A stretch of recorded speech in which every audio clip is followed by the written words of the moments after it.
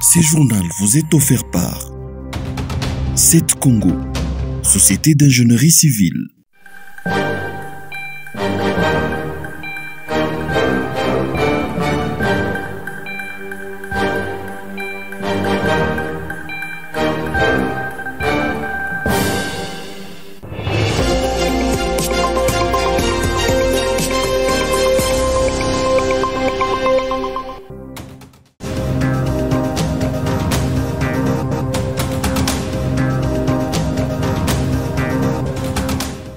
Le Parlement provincial a investi ce 9 juillet le gouvernement provincial du Haut-Katanga. Tous les 42 élus présents ont approuvé le programme d'action du gouverneur Jacques Kaboula. Le député a néanmoins émis quelques critiques ainsi que des recommandations. Un député a déploré le fait que le programme quinquennal présenté par Kaboula manque d'indications chiffrées. Un autre a déploré les arriérés des salaires des fonctionnaires du gouvernorat et des services connexes. Les élus du peuple ont recommandé au gouverneur de faire le suivi de la qualité de l'enseignement des bases. Ils lui ont suggéré de mettre un accent particulier sur la construction et la réfection des routes. Rappelons que le gouverneur Jacques Kaboula avait auparavant mis en place un exécutif provincial de 20 membres, dont 10 ministres et 10 commissaires provinciaux. Les vice-premiers ministres en charge de l'intérieur lui avaient ordonné à s'en tenir à un gouvernement de 10 ministres, conformément à la Constitution. C'est cette copie révisée qui a été approuvée par les députés provinciaux.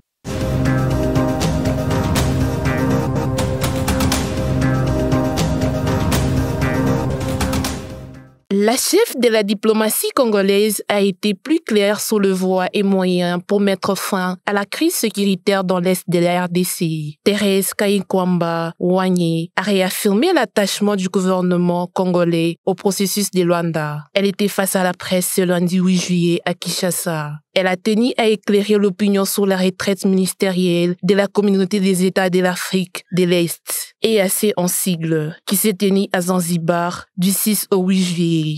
Cette rencontre n'était qu'un cadre de réflexion plus large sur la marche de l'ISA. Ce n'était pas une instance décisionnelle pour remplacer les processus de Luanda, affirme Thérèse Kayikwamba.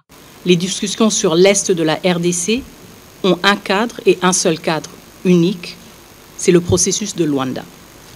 Un processus qui a été mandaté par l'Union africaine, un processus qui a reçu l'aval du Conseil de sécurité des Nations Unies. Nous avons été clairs et nous restons clairs. Nous reverrons le Rwanda uniquement et seulement à Luanda. La ministre des Affaires étrangères fait savoir qu'il existe un rapport des experts des Nations Unies qui dénonce l'apport de l'Ouganda au M23. Alors que les armées congolaises et ougandaises menaient une opération conjointe contre les ADF dans la région de Beni, au Nord Kivu, depuis le 30 novembre 2021. Une question préoccupante de Kinshasa compte tirer au clair avec son partenaire. Nous collaborons sur beaucoup de sujets. Nous collaborons aussi dans les questions d'infrastructure dans la zone de Beni, de Kassindi. Mais évidemment, nous sommes préoccupés par ce rapport. Nous sommes aussi préoccupés par des sources de nos propres services qui indiquent aussi des tendances similaires.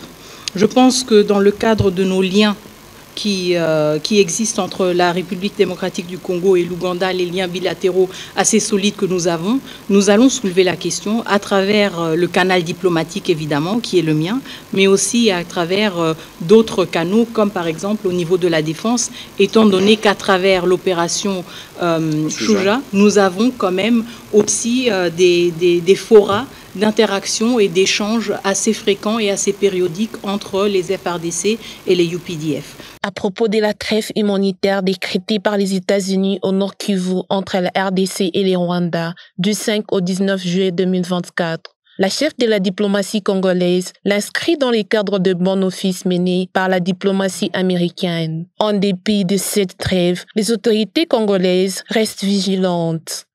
Pour la République démocratique du Congo, notre première priorité, c'est la sécurité et la protection de nos populations civiles. Et la trêve humanitaire a cela pour objectif, raison pour laquelle nous y avons adhéré. Mais trêve ne veut pas dire que nous sommes immobiles, trêve ne veut pas dire que nous ne sommes pas vigilants. Nous restons vigilants, nous suivons de très près ce qui se passe à travers la province du Nord Kivu et bien au-delà.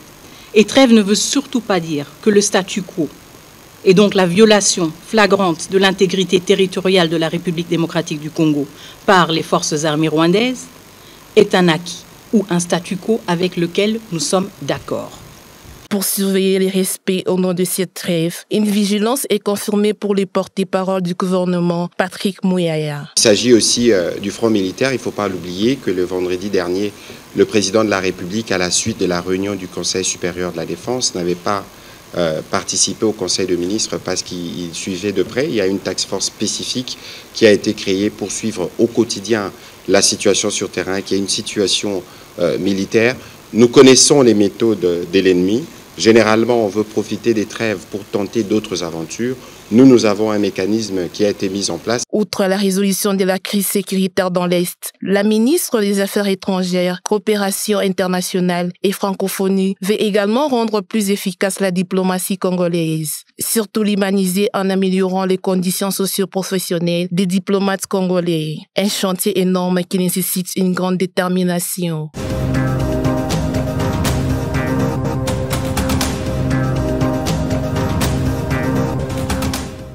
Le supermarché Congo Guette et une boîte de nuit ont pris feu. Cet incident malheureux s'est produit dans la matinée de ce mercredi 10 avril aux angles des avenues Kambove et du 30 juin. Au centre-ville de Lubumbashi, les flammes de feu ont englouti les deux établissements et ont provoqué d'énormes dégâts matériels. Les services de secours ont été mobilisés sur place pour contenir l'incendie et éviter toute propagation aux bâtiments voisins. Le bilan de cet incident malheureux est encore méconnu. En attendant, l'enquête est en cours pour déterminer les causes de cet incendie.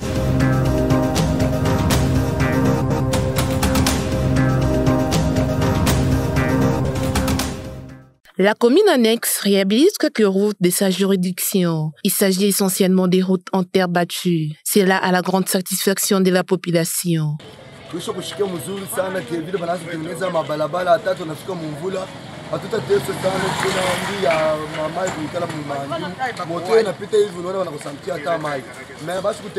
Fils Kasongo, qui habite l'avenue Moulongo, déplore néanmoins la poussière soulevée par les engins des génies civils. Pour lui, cela peut causer des maladies.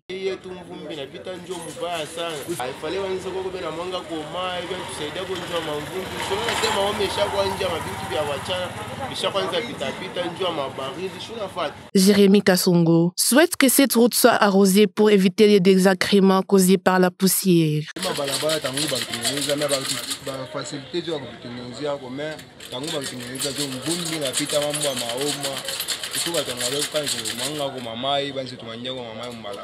Ce travail est fait avec les concours financiers d'une entreprise minière de la place.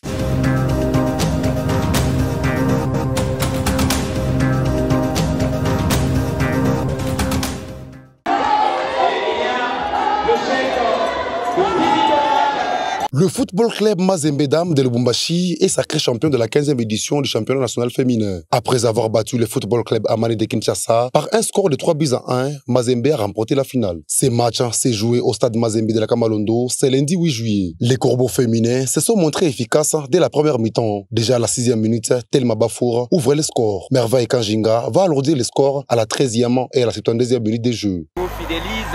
Attention avec ce long ballon de Merveille Kanjinga. Tellement fou. L'ouverture du score.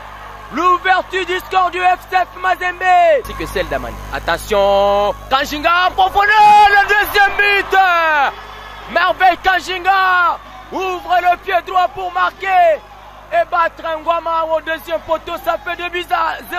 Le but du football féminin Amani est intervenu à la 30e minute de jeu grâce à Claudia Mbundi. On joue la 30e minute. C'est au fond. La réduction du score.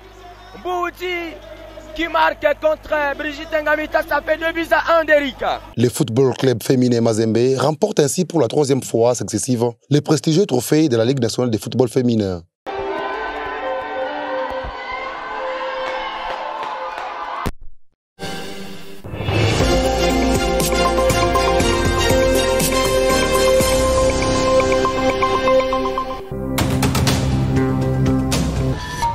Ce journal vous est offert par 7 Congo, Société d'ingénierie civile.